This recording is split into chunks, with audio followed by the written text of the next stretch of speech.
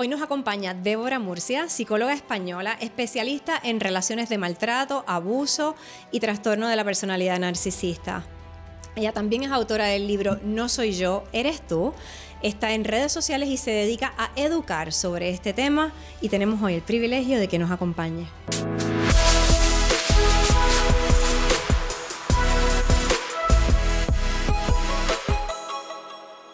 Hola Débora, qué rico tenerte aquí. De verdad que no puedo ni creer que estés en Puerto Rico. No lo puedo ni creer, parece un sueño. Total. Y parece que tú también has soñado rico con los tostones de pana que probaste. Sí, ¿Qué la te verdad ha que parecido sí. Puerto Rico? Es que me encanta estar Sí. aquí y bueno, eso, que aparte de que el lugar es precioso, la comida es increíble, así Sí. que súper agradecida de Sí. estar en... No te puedes quedar aquí mucho tiempo porque vas a perder...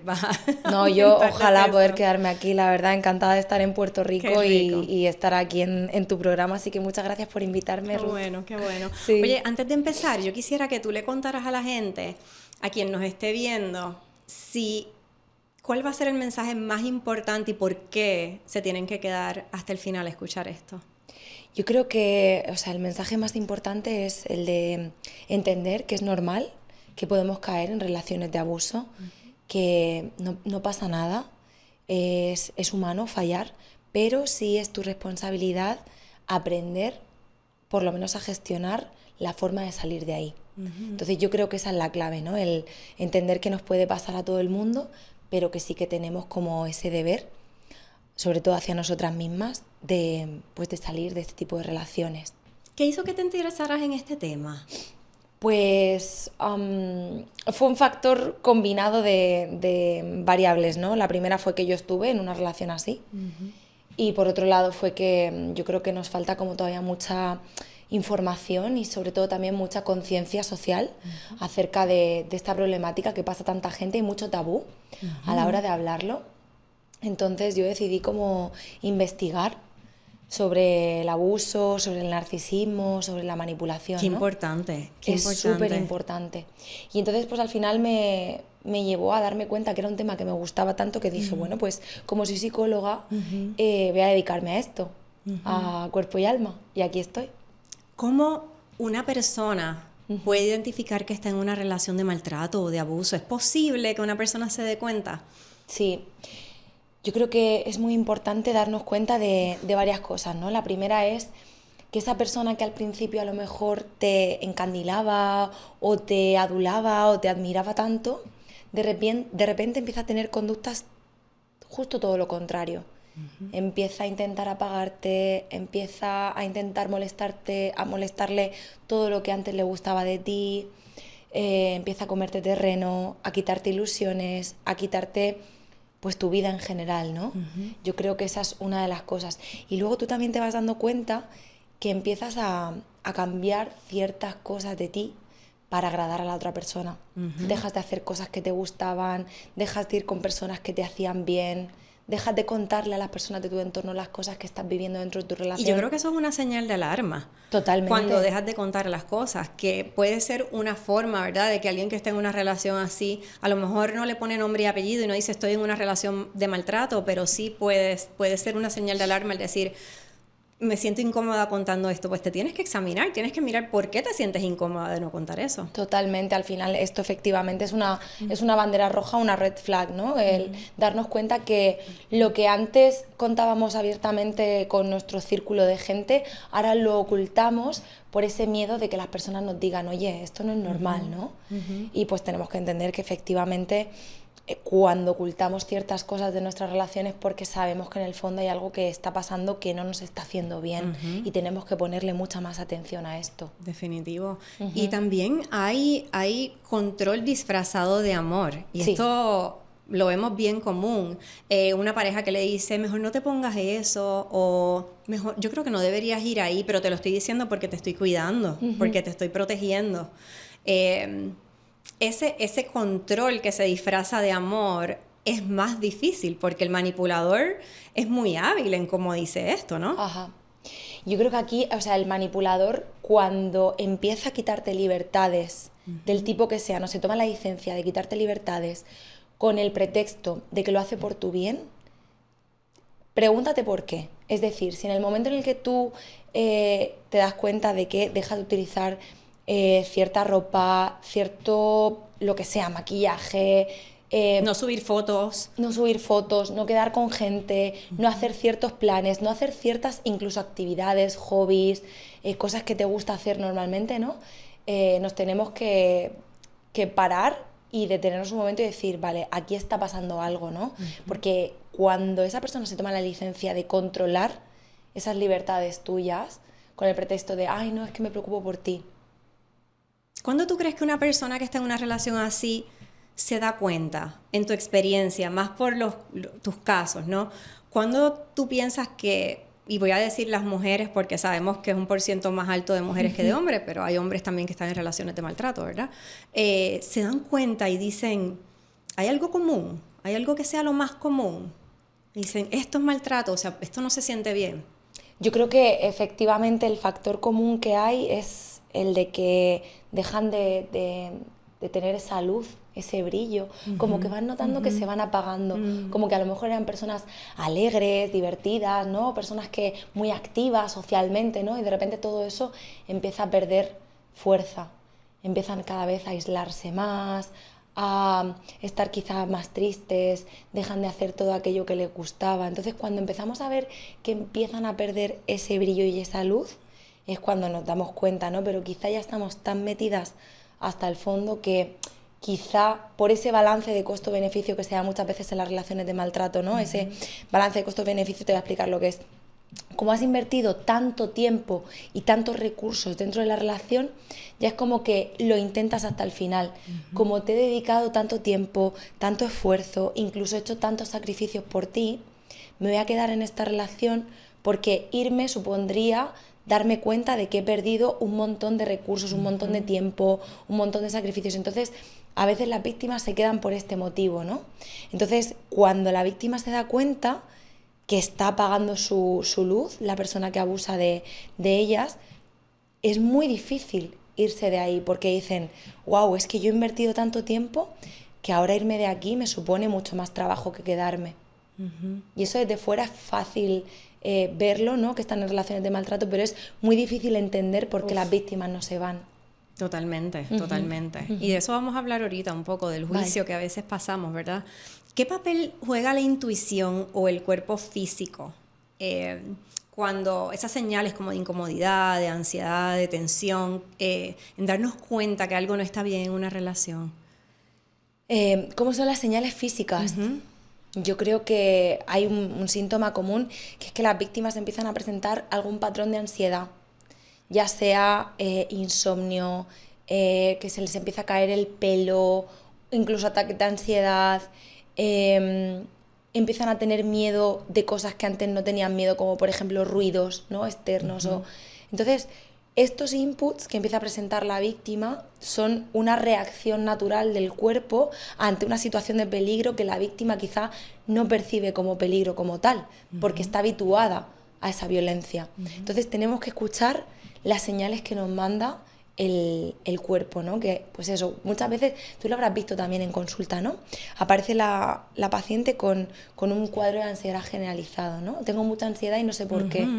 Y cuando empezamos a escarbar y a explorar, nos damos cuenta que es que está en una relación de maltrato. Totalmente. Y pues son estos síntomas, ¿no? de cuadro de ansiedad. O incluso, si se mantiene mucho tiempo, puede presentar también un cuadro de depresión.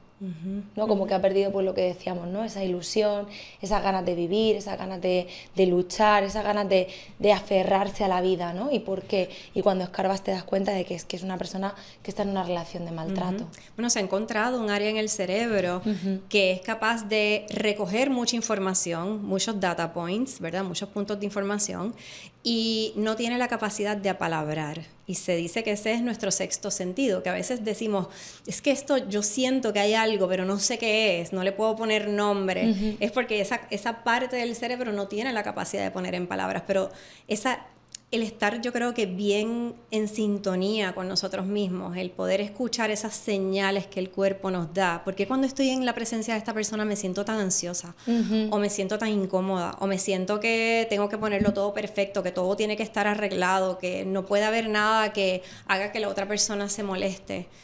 todo eso te da señales de incomodidad en el cuerpo y tenemos que estar bien conectados con nosotros mismos para darnos cuenta y escucharlo. Totalmente, totalmente. Y al final también en terapia se hace mucho trabajo de esto, ¿no? De conectar con el cuerpo, porque a veces lo que nos pasa es que nos desconectamos o nos disociamos, ¿no? Desde trauma hablamos de la disociación, porque lo que estamos sintiendo es tan fuerte que a veces necesitamos como desconectarnos del cuerpo para poder sostener y soportar tanto abuso. Entonces esto es lo que pasa en relaciones con personas narcisistas, que vivimos disociadas de nuestro propio cuerpo para poder soportar tanto malestar y tanto abuso, ¿no? Háblame, ya que mencionas personas narcisistas, háblame de qué hace una persona narcisista. ¿Qué significa que una persona tenga personalidad y rasgos narcisistas? Vamos a hablar del trastorno de personalidad narcisista, que yo creo que es como lo más claro, ¿no? Son personas que necesitan la admiración constante de los demás, necesitan que las personas de su entorno cumplan sus deseos de forma completamente egocéntrica, ególatra y egoísta. Son personas que viven manipulando a las personas de su entorno para conseguir sus fines. Son personas que carecen de esta empatía emocional, ¿no? Tienen empatía cognitiva, tienen una empatía muy leve, ¿vale? Así como el trastorno psicópata no tiene esta empatía, ellos sí son capaces de entender cómo te sientes, pero no son capaces de sentir cómo te sientes, ¿no? Y bueno, son personas que pues necesitan apagar la luz de las personas de su entorno para poder de alguna manera brillar ellos mismos, ¿no? Siempre necesitan de esa admiración constante, de ese pisar a las personas de su entorno, ¿no? Entonces son perfiles muy peligrosos porque se mueven maltratando a las personas de su entorno, necesitan ese maltrato y ese abuso o esa necesidad de admiración para poder estar bien de alguna manera. Y el problema es que como son socialmente tan hábiles, todas las demás personas que están alrededor probablemente dicen cosas favorables de esa persona, que incluso hace cuestionar a la víctima que está en una relación así si ella está loca o está loco, porque no está viviendo eso, ¿no? Yo creo que aquí tendríamos que hablar de diferentes clasificaciones de narcisista, porque este que describes tú es el narcisista abierto, ¿no? Son personas que socialmente son inteligentes, son extrovertidos, saben moverse bien en círculos sociales, ¿no? Entonces son personas que de cara a la galería todo el mundo va a hablar súper bien de ellos. Entonces, claro, de puertas para adentro, con las personas que ellos eligen, es cuando deciden quitarse esa careta y mostrar su verdadero yo, el yo maltratador. Luego están los perfiles quizá un poco más vulnerables, el narcisista vulnerable, que son personas que no necesitan estar todo el rato en contacto con personas de su entorno o que todo el mundo hable bien de ellos, pero sí, o sea, es como el buen samaritano, pero sí necesitan igualmente de alguna manera que haya gente que haga cosas por ellos. Entonces, por ejemplo, ¿quién serían los narcisistas vulnerables? Pues algún tipo de persona que trabaja en ONGs, rescatando animalitos, personas que a lo mejor se dedican a algún movimiento social o eclesiástico, ¿no? Entonces son personas que a lo mejor de cara a la galería no necesitan como tanta admiración, pero al mismo tiempo sí que necesitan de esa persona o personas a las que abusar o vincularse para que les den eso que necesitan. Los líderes de sectas también serían otros perfiles de narcisista vulnerable, por ejemplo. Y ese narcisista vulnerable no lo hace entonces necesariamente porque tiene esta bondad en el corazón, sino por obtener el reconocimiento que implica el servicio que está haciendo, ¿no? Eso es, siempre lo hacen por obtener un fin egoísta. Es decir, yo no rescato a este animalito porque realmente este animalito me importa, sino por el beneficio que yo voy a obtener, ya sea económico o social o de reconocimiento o de lo que sea, pero no lo hacen de forma altruista, ¿no? Bueno, me hablaste de las dos categorías principales que son los narcisistas abiertos y el vulnerable, ¿no? Sé que hay unos subtipos. Cuéntame un poquito, explícamelo. Sí, o sea, se dice subtipos clínicos para, bueno, hablar un poquito de las personas que tienen rasgos narcisistas, pero que a lo mejor no tienen el trastorno narcisista de personalidad como tal, ¿no? No cualifican para el diagnóstico. Claro, como por ejemplo el corpóreo, que es la persona que le da mucha importancia a su cuerpo, todo se basa en que todo el mundo admire mi cuerpo, todo lo que hago para cuidar mi cuerpo, todo gira en torno al cuerpo y el máximo exponente es el cuerpo de la persona. Por ejemplo, el intelectual sería otro subtipo. Ahora mía, voy a seguir y voy a verificar algo. Ok. Está bien, pero sigue ahí el intelectual. No, pero sigue ahí mismo el intelectual. ¿Sigo? Sí. Vale. Eso. Hablaríamos también del subtipo, el intelectual, ¿no? Que es esa persona que le da demasiada importancia a, pues, ser una persona inteligente, culta, que todo el mundo admire su inteligencia, ¿no? Y, por ejemplo, también habría otro que es el sexual, ¿no? Que todo se mueve a través de, pues, la cantidad de sexo que tiene, la cantidad de parejas sexuales que tiene, el nivel de, placer sexual que puede dar o recibir. Y entonces hablaríamos de este tipo de subtipos que serían como rasgos, pero no llegan a ser el perfil como tal. Ok. En tu libro tú explicas por qué no te gusta la frase que está súper pegada en las redes de relaciones tóxicas. Y yo quiero que tú lo cuentes porque me parece que es una explicación justa e importante. Sí. O sea, tenemos que parar ya de hablar de relaciones tóxicas porque las relaciones tóxicas no son más que relaciones de abuso. By the way, yo usaba la frase relaciones tóxicas, lo voy a dejar de utilizar. Y yo también hace tiempo, no pasa Gracias nada. Gracias a ti lo voy a dejar de utilizar. Claro, es normal, ¿no? O sea, ¿qué sería una relación tóxica? ¿Dinámicas disfuncionales? Bueno, que yo qué sé, que nos faltemos el respeto una ocasión contada, se puede dar en una relación, pero eso sería una dinámica disfuncional. Pero cuando hay un patrón de conducta que se repite, esa es la palabra clave, que es que esa persona te humilla, te veja, te trata mal, eso no es una relación tóxica, eso son relaciones de abuso. Entonces yo sé que el término se puso muy de moda, ¿no? Y yo también hablaba de relaciones tóxicas, pero al final ponerle esa etiqueta le quita el peso y la importancia de lo que realmente son, que son relaciones de maltrato. Entonces tenemos que dejar de utilizar este término ya, por favor. Yo pienso también que si yo estoy en una relación de abuso o maltrato, eso me coloca a mí en un rol de víctima. Y a veces es muy difícil mirarte a ti misma como una víctima de maltrato o de una relación de abuso. Y creo que tal vez el término de relación tóxica a alguien le pudiera sonar como menos malo, ¿no? Clínicamente, obviamente, la explicación que tú das y la razón por la que yo lo voy a dejar de utilizar es porque es cierto, o sea, tóxico es, te escuché una vez en un podcast decir el plomo o... Chernobyl es tóxico. Exacto. Sí, claro, tóxico es el Chernobyl, ¿no? Te acercas ahí radiación, pero tóxico, o sea, podemos hablar quizá de patrones disfuncionales, ¿no? Como que, por ejemplo, mi pareja y yo cada vez que discutimos, no sé, en plan, yo qué sé, pues nos dejamos de hablar. Bueno...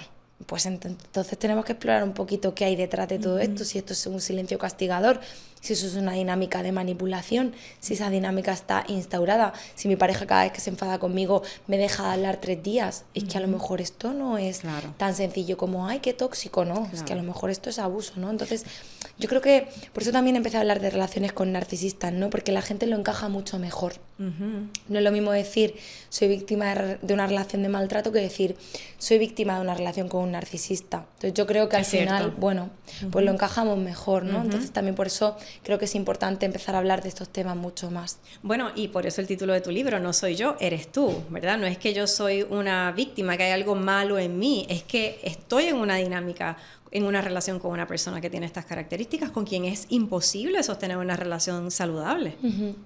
Sí, mira, yo cuando escribí el título del libro, yo pensé en aquella persona, ¿no? Allá por 2014-2015, que intentó hacerme creer que la culpable de todo lo que pasaba en la relación y por lo que yo me responsabilizaba tanto de todo el daño que me hacía esa persona dentro de la relación, era yo, ¿no? Entonces como que dije, no, esto va a terminar. Y es un poco quitarle la culpa a la persona que está viviendo esa relación de abuso, ¿no? Y como quitarle esa responsabilidad. Yo no tengo nada que ver en esto. O sea, es que esta persona, el que me está maltratando y el que está abusando de mí, eres tú.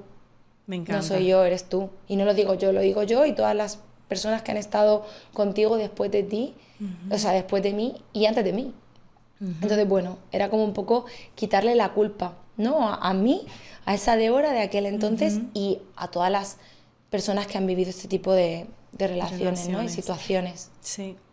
Sabes que de los peores procesos que hay también es el tratar de justificar o entender las razones por las que mi pareja me hace tal cosa. Y muchas veces las personas invertimos mucho tiempo tratando de entender el por qué. Y, por ejemplo, es que ha sufrido mucho, es que su papá lo abandonó, es que estuvo en el ejército o estuvo en la guerra. Y yo creo que el tratar de justificar o de dar una explicación, y de verdad, yo he estado en esa posición y muchas personas que yo conozco, eso hace que de alguna manera tú le des una explicación, pero creas que hay algo que tú puedes hacer incluso para arreglar esa persona. Totalmente. Aquí tenemos que tener en cuenta dos factores. Uno es la culpabilidad y otro es la responsabilidad. Cuando nos culpabilizamos y nos responsabilizamos del mal que le pasa a la otra persona y lo justificamos, esto es una defensa al trauma, es decir, a poder ver la realidad, que es que yo estoy metida dentro de una relación de abuso. Y eso nos permite quedarnos más tiempo dentro de este tipo de relaciones. Si yo me culpabilizo y yo me responsabilizo porque, pobrecito, lo ha pasado muy mal, porque ha estado en la guerra o porque su papá le maltrataba o porque ha vivido abuso, ¿no? De esta manera yo tiendo a cuidar a la persona que abusa de mí y esto me permite quedarme más tiempo en la relación sin sentir esa disonancia cognitiva, ¿no? De que sabemos que hay algo que está yendo mal y para no escuchar esa voz que nos está avisando de que hay algo que está pasando que no nos está haciendo bien, nos justificamos y pues decimos, pues mira, es que con todo lo que ha pasado, ¿cómo lo voy a abandonar, no? Quiero aprovechar para que nos digas un poco cuáles son esas características que usualmente buscan las personas narcisistas para tener como pareja. ¿Cuáles son esas cualidades? Porque no es a cualquiera. Mira, las víctimas de los narcisistas suelen ser personas que empatizan con el dolor ajeno, que son capaces de entender, ¿no?, que tú has pasado por un dolor, porque esas víctimas también vienen de un dolor, también han vivido una herida. Lo que pasa es que ellas, en vez de ir por el mundo haciendo daño, tienden a sanar, a empatizar, a tratar de querer que las personas de su entorno estén mejor, ¿no?, a cuidar. Entonces, eso el narcisista lo detecta rapidito, ¿no? Detecta qué personas son más vulnerables, más empáticas, más buenas, que saben que se van a quedar más tiempo. Claro, me la voy a aguantar, va a esperar, yo le voy a poder dar una justificación y voy a poder manipular más fácil. Efectivamente, entonces suelen tener este tipo de cualidades y estas características. Son personas que generalmente son más buenas, más empáticas, pues que se responsabilizan de las personas de su entorno y esto pues al final es pues la víctima perfecta para un narcisista. Yo creo que otro tema que vemos mucho es que nadie es 100% malo. Y como nadie es 100% malo, cuando tú estás en una dinámica, en una relación así, empiezas no solamente a justificar, sino a ver todas las cosas buenas que tiene esta persona. Y esas cosas buenas que tiene esa persona son las que te mantienen enganchada, porque como tú decías ahorita, también has invertido tanto tiempo, tanto esfuerzo, a veces años de años en una dinámica. A veces hay hijos que incluso lo hacen más difícil. Claro. Esto, mira, es muy interesante porque traes a la mesa la balanza coste-beneficio de la que hemos hablado al principio y luego otras dos cosas. La primera es que generalmente miramos el mundo con las gafas, con nuestro prisma, que lo hemos hablado muchas veces, ¿no? Las gafas de la bondad. Si tú tienes dentro bondad, tú proyectas el mundo con bondad. Entonces tú te crees que la gente de tu entorno es bondadosa, así como eres tú. Pero tenemos que tener en cuenta que así como hay bondad en el mundo, también hay maldad. Yo siempre digo que hay más gente buena que mala, porque si no este mundo se iría al garete, ¿no? Pero es cierto que cuando miramos con el prisma de la bondad, nos creemos que las personas con las que nos vinculamos van a comportarse de la misma manera que nos comportamos nosotras, ¿no? Entonces eso nos hace como ver que las personas no son tan malas o que no nos van a hacer tanto daño. Qué difícil es a veces aceptar eso. Sí, totalmente. Súper difícil para que alguien se dé cuenta de que esta persona probablemente con la que has estado por mucho tiempo no tiene buenas intenciones. Es bien difícil. Y luego también pasa que en las relaciones de abuso lo que sucede es que al principio todo es súper bonito. Todo es de color de rosa, porque esa persona te bombardea de amor, te hace el alma gemelización, ¿no? Entonces te engancha, te muestra una realidad que no existe y tú te agarras ahí a un clavo ardiendo y te mantienes mucho más tiempo en la relación porque idealizas esa relación, ¿no? Entonces tú quieres creer que esa persona se va a comportar así contigo. A lo mejor, yo que sé, ha habido detalles muy bonitos, ha tenido palabras, gestos, comportamientos, incluso detalles tipo viajes, lo que sea, ¿no? Entonces tú has vivido algo tan bello que te aferras a esa parte de la relación que luego cuando el narcisista muestra su verdadera cara ya no existe. Esa parte ya no es real. Pero como lo has vivido, tú quieres pensar que en algún momento va a volver a ser así. Y por eso nos quedamos tanto tiempo en este tipo de relaciones. Y empiezan a buscar qué cosas fueron las que pasaron, cosas externas. Bueno, es que antes él era de esta forma, pero es que tuvo esta dificultad en el trabajo y desde que pasó eso en el trabajo es que cambió. Si eso se arregla, va a volver a ser la persona de antes. Así que un poco la persona que está en una relación con un narcisista, ¿no? O con una persona maltratante, está siempre buscando cuáles son esos factores externos, porque es muy difícil a veces decir que esos factores son internos, son de la otra persona, son de la persona que duerme al lado mío todos los días. Claro, qué fuerte, ¿no? Claro, al final nos damos cuenta, ¿no? Pero tendemos a pensar que seguramente haya sido algo contextual, ¿no? Para poder justificar la violencia. Y también, si te das cuenta, aquí ha vuelto a nombrar el tema de la responsabilidad. Si cambia algo que a lo mejor está en mi mano, ¿no? Yo puedo hacer que esta persona vuelva a ser la del principio, sin tener en cuenta que a lo mejor estamos en una relación de abuso. Qué fuerte, ¿no? Muchas de estas personas, y hablabas ahorita del narcisista vulnerable, ¿no? Que se muestra ante el mundo como que es una persona buena, etcétera. El buen samaritano. Sí, es bien difícil porque muchas veces, y yo he tenido muchas pacientes en una situación como esta, donde me dicen, mira, yo creo que yo estoy loca. Bueno, lo vimos en la serie Ángela, que me encantó, ¿verdad? Que el protagonista ya llegó. Vale, menos mal, sí, la vi, buenísima. Cuando hablé de la serie es como que la gente no ha llegado a Estados Unidos. Ya llegó. Me alegro, porque era tan necesario que la gente vea esa serie. Pues sabemos que el protagonista de esa serie, ¿verdad? Se presenta como una persona ante el mundo, entre los amigos, que es fabuloso, que es un padre ejemplar, que es maravilloso, y la hace sentir a ella como que ella está loca. Ella está loca porque si todo el mundo ve esta parte buena, bueno, pues hay algo mal en mí, ¿no? Claro. Me lo estoy inventando. Claro, eso es lo que en psicología se llama luz de gas, ¿no? Pasan cosas, tú sabes que han pasado cosas, ¿no? Pero esa persona te hace dudar de tu propia existencia, de lo que has vivido, de lo que ha pasado, ¿no? Entonces, esa persona te hace dudar de lo que tú eres, de las conductas que tú tienes, de la persona que tú eres, de tus valores, de todo. Te hace dudar de tu realidad.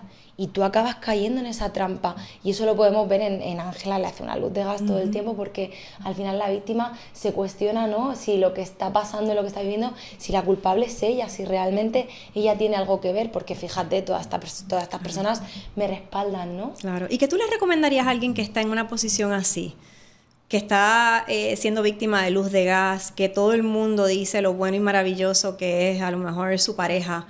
¿Qué tú le recomendarías a ella para manejar eso? Yo siempre recomiendo, Ruth, que las personas tengan muy claro qué batallas librar. ¿Esto qué quiere decir? No podemos abrirnos y contar nuestra realidad con personas que sabemos ya a ciencia cierta que no nos van a apoyar o por lo menos que no nos van a creer. Entonces, antes que desgastarnos en contar lo que estamos viviendo, tú tienes que abrirte con personas que sí sabes que te van a dar apoyo, que te van a dar soporte emocional, que te van a creer, que de alguna manera van a tenderte su mano para que tú puedas salir de esa relación. Y por otro lado, hay un ejercicio muy, muy interesante y muy importante, que es el de apuntarnos en un cuaderno todo lo que estamos viviendo. O sea, cómo ha sido mi realidad, cómo lo he vivido, qué emociones me ha hecho sentir esta persona, porque cuando venga el abusador, el manipulador, el narcisista, ¿no? La persona que nos maltrata, nos va a querer dar la vuelta a la tortilla de todo. No sé si esa expresión sí, aquí. Vale. La usamos, sí. Que va a querer dar la vuelta a la tortilla, ¿no? Y va a querer hacerte dudar de toda tu realidad. Entonces, como tenerlo claro, tenerlo apuntado y decir, esto lo he vivido yo realmente. Independientemente de que tú me vayas a decir que no, yo sé que esto es así, que es real, y no me vas a hacer dudar como de un esto. paciente de Alzheimer. Totalmente. Los pacientes de Alzheimer comienzan a tomar nota de las cosas para que no se les olvide. Exacto. Pues es hacer exactamente lo eso. Mismo, eso es. Exactamente lo mismo. Una cosa que yo he escuchado mucho también es que una persona que está en una relación de maltrato dice, bueno, es que yo también tengo muchas cosas malas. Yo también tengo muchos defectos. Las relaciones no se dejan así porque sí tampoco, y yo he hecho mis cosas malas. Incluso muchas veces esas cosas son reacciones a las vivencias que ha tenido como efecto de la relación con esta persona, ¿no? Yo creo que eso es de las cosas más difíciles, porque es como esta parte de este proceso de negociación, ¿no? Totalmente. Fíjate, es completamente normal que dentro de una relación de maltrato y de abuso adoptemos conductas de maltrato y de abuso. Es decir, tú estás en una relación en la que tu pareja te cela todo el tiempo, te controla, te mira el móvil. Es normal que tú también adoptes esa conducta de celos, de desconfianza, porque se genera un patrón de desconfianza dentro de la relación en la que tú estás todo el tiempo recibiendo desconfianza y queriendo demostrar a la otra persona que puede confiar en ti. Entonces llega un punto en el que si tú estás en una relación en la que esa persona desconfía de ti 24/7, tú también desconfías de esa persona, porque dices, ¿por qué desconfías de mí todo el rato? Y es normal que tú también te vuelvas celosa. Entonces esto es completamente aceptado, ¿no? Como que cuando vivimos relaciones de maltrato, si esa persona me grita, yo también grité, si esa persona me celaba, yo también celé, y al final tendemos a responsabilizarnos, no, es que yo también maltraté, no. Tú adoptaste una conducta de abuso que estuviste mucho tiempo tolerando y soportando, de la que no pudiste escapar. Por eso tu manera de sobrevivir dentro de esa relación era adoptando la misma conducta de abuso que el maltratador, el abusador, tuvo contigo. Wow, qué importante eso que tú acabas de decir.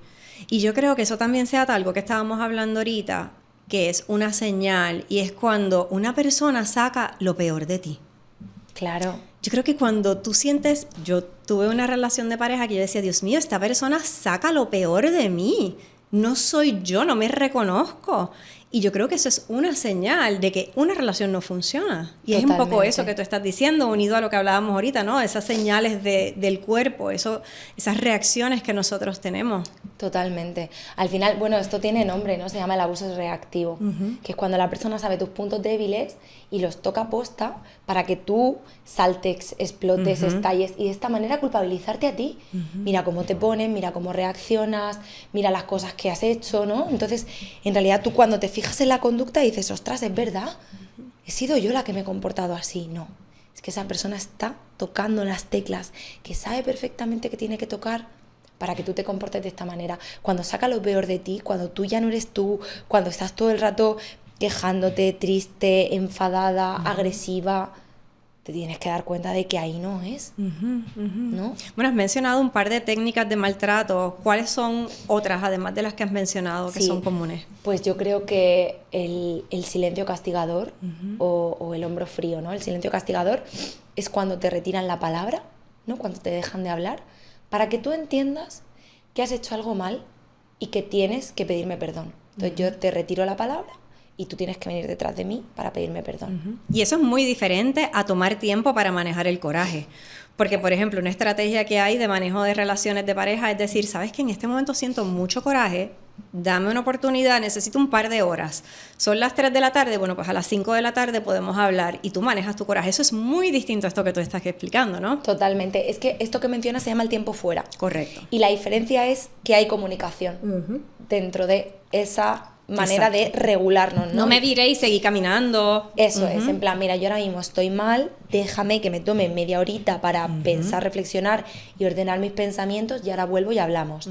Vale, eso sería una cosa, hay comunicación. El tema del silencio castigador es que yo no te digo qué me pasa, yo no te expreso qué me pasa, yo no te digo siquiera cuánto tiempo me va a tomar en dejarte de hablar. Esto sería un silencio castigador. Y luego la ansiedad que genera eso en la otra persona, porque está esperando resolver una situación y la otra persona no tiene ni siquiera la accesibilidad para estar ahí. Eso es horrible. Es horrible, es súper doloroso.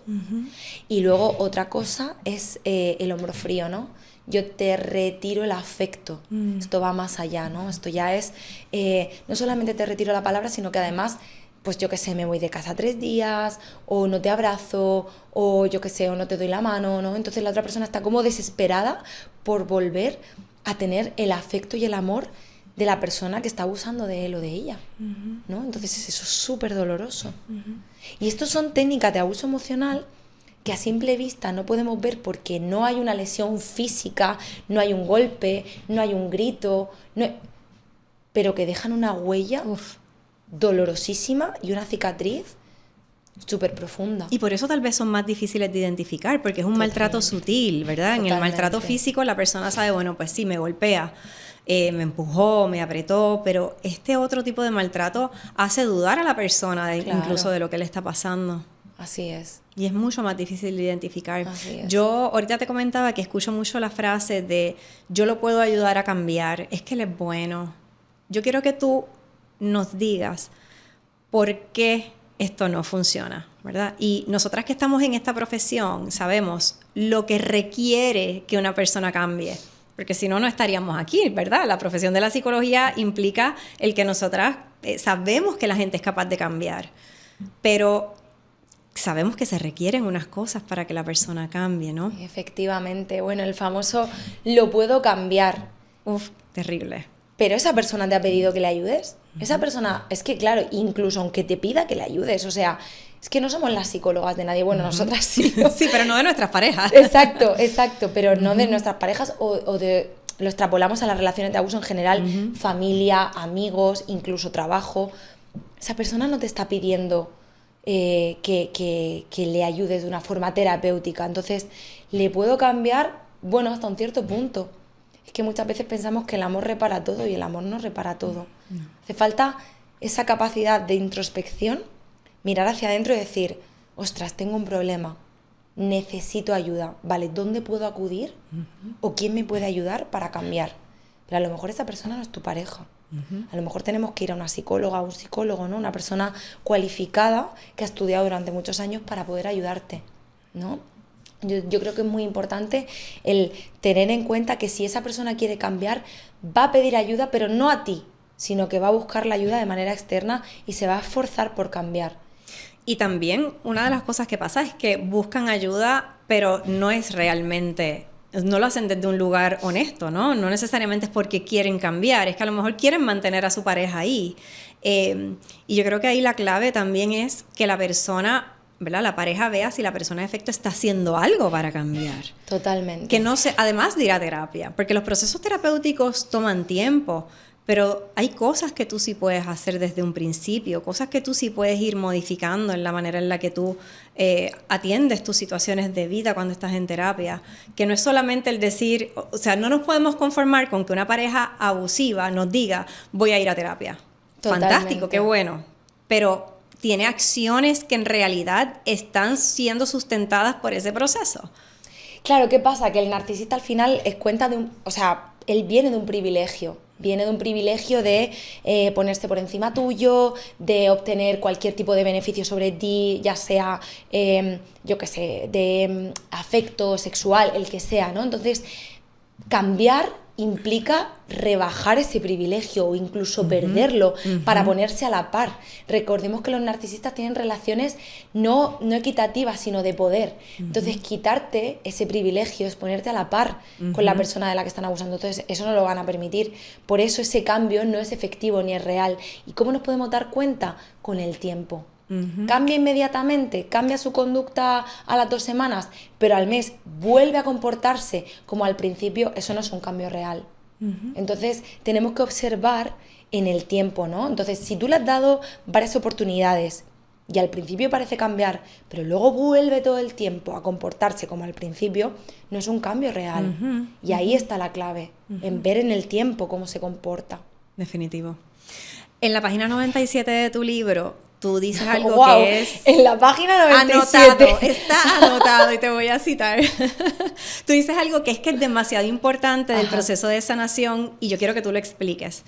Tú dices, me da igual que tu jefe, tu padre, tu ex o tu cuñado fuera un narcisista. Eso sería poner el foco afuera, en los demás. Explícanos qué tú quieres decir con eso. Claro, al final poner el foco fuera, ¿no? Decir, vale, ok, esta persona es narcisista. Esa conducta explica por qué hemos recibido una relación de abuso, por qué hemos estado, mejor dicho, en una relación de abuso, pero no explica por qué tú te has mantenido. Ok, esta persona es narcisista, vale, le ponemos la etiqueta. A mí me da igual que tu padre sea narcisista, que tu pareja sea narcisista, a mí me da igual que mi ex sea narcisista. Yo voy a fijarme en por qué yo me he mantenido tanto tiempo en esa relación o por qué tú te has mantenido tanto tiempo en esa relación. Y ahí es donde tenemos que hacer el trabajo en profundidad, devolverle el foco y el protagonismo a la persona que lo ha vivido, a la víctima, a la superviviente. Ya está bien de darle protagonismo, ya está bien de, ok, vale, es narcisista, vale, perfecto, muy bien. Siguiente step. Vamos a ver qué heridas tienes, por qué te has mantenido, qué hay en tus gafas de la bondad para que te hayan mantenido durante tanto tiempo. Ahí es donde tenemos que trabajar para que de cara a futuro tú no vuelvas a vivir una relación de esta índole. Entonces, este es la pieza clave, ¿no? Darnos cuenta de por qué tú te has mantenido ahí. Eso es súper poderoso y es lo más importante. Es que yo hago la analogía de que imagínate que estás parada en una tarima, en la tarima de tu vida, y los focos están alumbrando al público todo el tiempo, están alumbrando al otro, estás tratando de entender por qué hace el otro. Y esos focos te tienen que alumbrar a ti.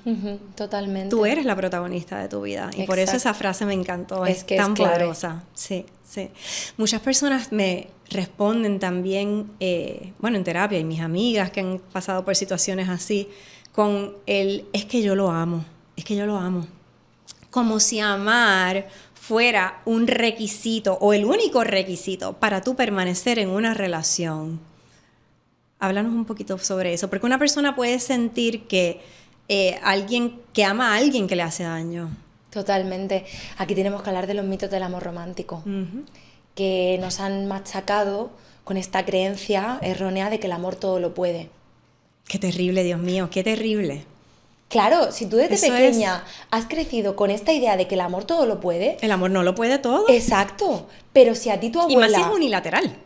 Completamente, pero si tu abuela te ha dicho esto, tu madre te ha dicho esto, en la tele hemos visto esto, en los libros hemos leído esto, en las películas románticas... En las películas de Disney, desde que somos chiquitas. Exacto, entonces, si en todas partes nos han vendido la idea de que el amor todo lo puede, cuando estás en una relación piensas, pero es que yo lo amo, es que me da igual todo, es que me da igual estar sufriendo. No, bueno, tenemos que tener en cuenta muchos más factores, cómo te hace sentir, cómo te trata, cómo cuida de las personas de tu entorno, cómo te habla, ¿no? Tenemos que tener en cuenta muchas variables a la hora de decidir estar en una relación, porque el amor no basta. Y esto tenemos que cortarlo ya, pensar que el amor no es suficiente, el amor es un pilar fundamental, pero no es todo en una relación.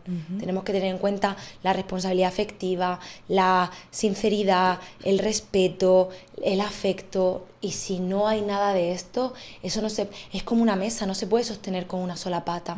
Necesitamos 4 patas para que la mesa se sostenga. 4, 6, 8, las que hagan falta. Pero una solo, esa mesa va a volcar. Y el amor no puede ser unilateral tampoco, porque yo puedo amar a alguien, pero en realidad yo estoy siendo amada o amado cuando la otra persona actúa de esa manera conmigo. Totalmente. ¿No? Así que no puede ser que yo lo amo, pero ¿y el amor que mereces tú? Totalmente. Y aquí también tenemos que hablar de qué es el concepto del amor. ¿Cómo quiero ser amada? ¿Cómo quiero ser querida? ¿Tú quieres estar al lado de una persona que lo único que hace es humillarte? Que cuando tú, mira, salía el vídeo el otro día en redes sociales, no me acuerdo dónde lo vi, de una chica que se está alisando el pelo y le dice a su pareja, es que has quedado, y así he quedado con mis amigas, y está como arreglándose y coge y le moja el pelo. Ay, Dios mío. Y le dice, es que es una broma, ay, no me gusta. Y yo... Pero esto no estaban actuando nada, o sea, esto es real. Era real. De hecho, ella, Ay, hay un momento en el que como que se pone medio a llorar, ¿no? Y, era una broma, y él la graba. Y yo pienso, ¿cómo podemos estar tolerando un nivel de vejación tan grande sin poner un límite? O sea, que, mira, leí, no me acuerdo dónde, que hay una frase muy potente que dice, tenemos el amor que creemos merecer, ¿no? Si tú te das ese valor, tú vas a aceptar ese tipo de amor. Entonces, tenemos que hablar del amor, ¿no? Como constructo. ¿Qué espero yo de una relación? ¿Y qué espero yo de una persona que me quiere? ¿Cómo merezco ser tratada? Y esto es algo muy interesante, Ruth, porque nadie nos habla de esto. Nadie nos cuestiona, oye, desde pequeñas, ¿tú cómo quieres que te quieran? ¿Tú cómo quieres que te traten? ¿Tú cómo quieres ser amada? Y yo creo que esta es el primer escalón, ¿no? Que tenemos que subir para tener una relación sana. ¿Qué espero yo de mi relación de pareja? ¿O qué espero yo de recibir amor en cualquier vínculo, ¿no? ¿Cómo aprendiste a recibir amor? Si alguno. Porque si nunca recibiste amor y esa persona fue la primera que te dio a lo mejor atención, cuidados, en esa primera fase de love bombing, y tú nunca habías experimentado eso, pues te enganchó desde lo más profundo de tu vulnerabilidad. Totalmente. Si nunca lo habías experimentado. Totalmente. Yo anoté lo de los mitos de las relaciones románticas porque me pareció muy importante. Además del amor todo lo puede, también esta persona está hecha para ti. Si no hay pasión, la relación está muerta. ¡Qué fuerte! ¡Qué fuerte! En estos días leí, hubo un feminicidio en Puerto Rico y alguien publicó algo que había publicado esta muchacha. Y ella decía, no recuerdo las palabras exactas, pero decía algo como que le gustaban toxiquitos, porque si no se aburría, ¿no? Y un poco es esto, es el pensar que el que alguien te cele, el que alguien te actúe como que tú eres de su posesión, es porque me ama. Claro. Esa falsa, tal vez, romantización, ¿no? O definición de amor tan terrible, perturbadora. Totalmente. Al final también tenemos que tener en cuenta el contexto en el que se ha criado esa persona, qué mensajes ha recibido, cómo ha sido la relación, ¿no? Sin ir más lejos, de sus padres, ¿no? El aprendizaje vicario, ¿no? Desde chiquita, cómo aprendemos a ver cómo se relacionan las personas de nuestro entorno, de las que aprendemos y nos nutrimos, ¿no? Entonces tenemos que tener en cuenta, porque esta persona dice que le gustan toxiquitos, qué hay detrás de todo esto, ¿no? Que al final también esa adicción a la dopamina, ¿no? Las relaciones de abuso son relaciones en las que estamos enganchadas a la dopamina, entonces pues tenemos que tener en cuenta todo esto, ¿no? Explícalo del refuerzo intermitente, que es bien importante. Pues al final en este tipo de relaciones lo que se da es lo que en psicología se conoce como refuerzo intermitente, ¿no? Es el famoso una de cal y una de arena.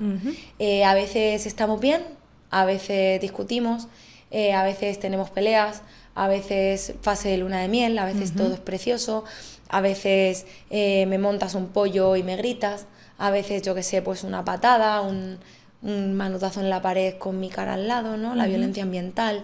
Entonces se van moviendo en estos ciclos entre violencia y fases de luna de miel que hacen que pues efectivamente liberemos dopamina en las fases de luna de miel y eso hace que la conducta se refuerce y se enganche esa persona dentro de esa relación. Y yo creo que ahí la frase que las personas pueden tener, ¿verdad?, para medirse y para identificarse, es cuando están pensando, es que cuando estamos bien, estamos tan bien. Ajá.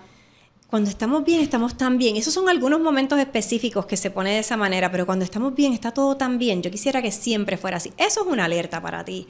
Eso es una alerta para identificar que algo mal anda en esa relación, porque no puede ser... Digo, las relaciones no son 100% buenas todo el tiempo. No, obviamente, eso no existe. Hay discusiones y todo. Claro, pero que tú pienses que estás aguantando todo esto porque cuando las dinámicas están bien, pues son bien buenas, es una señal de alerta. Totalmente. Yo escucho con frecuencia a muchas personas, mujeres específicamente, que me dicen en terapia que desean sentirse protegidas por su pareja. Y cuando estamos discutiendo un ejercicio que yo hago en terapia de cómo es esa pareja ideal para ti, cómo se describe esa pareja ideal, muchas veces me dicen sentirme protegida. Y yo les pregunto, ¿de qué te tienen que proteger? A lo mejor de la propia relación, ¿no? A lo mejor. Sí, yo creo que también aquí tenemos que hablar de un poquito de cómo... O sea, no tiene nada de malo que tú quieras sentirte protegida por tu pareja, porque al final la protección es un sentimiento muy bueno, siempre y cuando dentro de esa protección no hayan patrones de abuso. Pero yo pienso que en vez de protección es más como consideración. O cuidado. Cuidado, correcto. Es si yo estoy enferma, pues tú me apoyas, si tú estás enfermo, yo te apoyo, ¿verdad? Pero el factor de protección, un poco, pienso que viene tal vez medio del machismo, de la construcción social machista, que dice, medio paternalista, ¿no? De que el hombre es quien protege a la mujer indefensa. Y muchas veces eso te puede poner en una posición de más vulnerabilidad. Completamente. Al final que tendríamos que explorar qué es protección, ¿no? Entonces tenemos que también hablar de cómo somos socializadas las personas y los roles de género. Como a las mujeres se nos educa en estar calladita, cuidar a los demás, ¿no? Como pues no molestar, que un hombre venga a protegerte y a cuidarte, o un rol masculino, ¿vale? Porque aquí también, yo por ejemplo tengo pacientes que son lesbianas, entonces Claro. una como que tiene ese rol más masculino y otra tiene como ese rol, ¿no? Estereotipos de género, ¿no? Entonces, pues, un poquito cómo somos socializadas, pues en el estate calladita, pórtate bien, no molestes mucho, que sea esa energía masculina que te cuide, que te proteja, ¿no? Y como tú abrazas esa energía femenina en la que pues tengas que ser delicada como una flor. Entonces yo creo que teníamos que explorar un poquito aquí cómo somos socializadas y los roles de género, que es muy importante porque no podemos abordar las relaciones de abuso sin tener en cuenta una perspectiva de género, ¿no? Totalmente. De cómo nos educan. Totalmente. Y hablando de dinámicas sociales, es bien fácil para quien está mirando esto de afuera decir una frase que a mí me retuerce la tripa. Y es, si ella está ahí es porque quiere, porque le gusta que la traten así. Wow, mira, se me paran los pelos. Qué injusto, qué injusto. Me gustaría que me dijeras, ¿qué tú le dirías a alguien que dice eso? Que le expliques por qué eso no lo puede decir. Claro, al final desde fuera es muy fácil verlo y es muy fácil como hablar sin entender todo lo que pasa dentro de esa relación, porque recordemos que en las relaciones de abuso, como bien implicado, existen fases de luna de miel. No todo es malo dentro de esta relación, hay cosas muy bonitas. En las fases en las que todo está en calma, en las que pues se vuelven a prometer amor, ¿no? Que después de esa fase de tensión y de explosión, ¿no? Entonces la víctima se agarra ahí como un clavo ardiendo. También tenemos que tener en cuenta el contexto del que viene la víctima. Si pues a lo mejor, yo qué sé, yo he tenido pacientes que tienen un TLP, un trastorno límite de personalidad, entonces son personas que donde se mueven cómodas son en relaciones de abuso, porque los TLP generalmente vienen de un trauma de abuso, vienen de malos tratos, entonces se mueven en esa cercanía o en lo conocido, que es el abuso, entonces se quedan ahí atrapadas. Entonces tenemos que tener en cuenta muchos factores por los que la víctima está dentro de este tipo de relaciones. No es tan fácil salir de ahí, y lo que necesitan pues es el apoyo de las personas de su entorno, ¿no? ¿Y qué efecto tiene en una persona que está en una relación así escuchar comentarios como ese? Pues al final lo que les pasa es que es el efecto rebote. En vez de abrirse más con las personas de su entorno, tienden a aislarse más dentro de esa relación, que es una de las técnicas de manipulación que utilizan las personas que abusan, el aislamiento. Así que eso refuerza la técnica que está utilizando la pareja abusadora, ¿no? Totalmente, totalmente. ¿Qué te gustaría dejar de mensaje final a quien nos esté escuchando y viendo?